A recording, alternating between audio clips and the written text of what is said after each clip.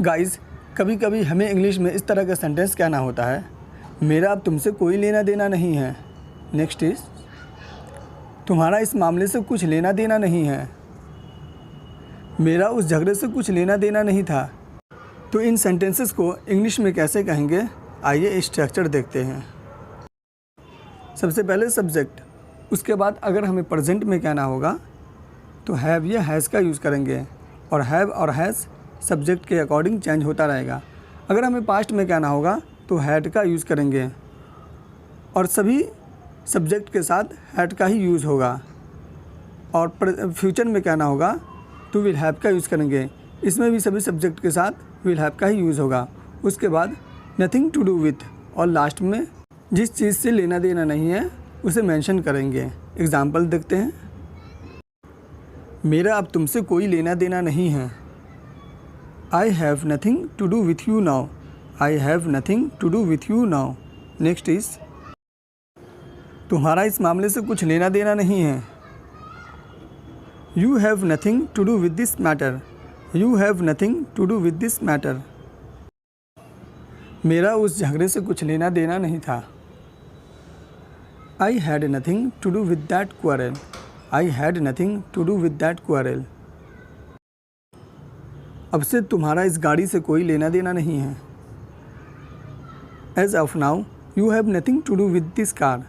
As of now, you have nothing to do with this car. उसका इस अपराध से कोई लेना देना नहीं था। He had nothing to do with this crime. He had nothing to do with this crime.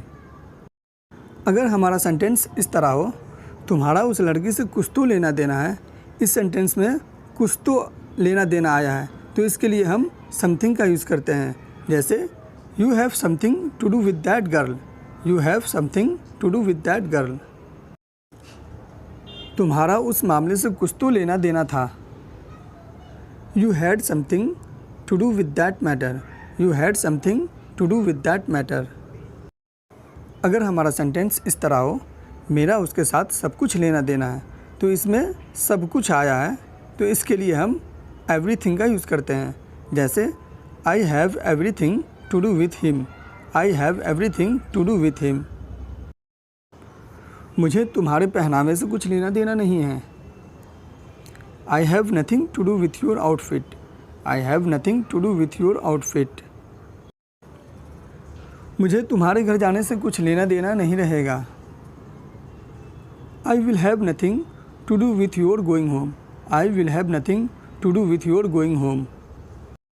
Friends, अगर आप इससे रिलेटेड या और भी दूसरी टॉपिक पर वीडियो देखना चाहते हैं तो आप यहाँ स्पोकन इंग्लिश कोर्स पर क्लिक करें, देन यहाँ प्ले लिस्ट पर क्लिक करें। उसके बाद आप यहाँ से सारी वीडियो को वॉच कर सकते हैं। नेक्स्ट वीडियो मिलते हैं friends. Thanks for watching. Take care.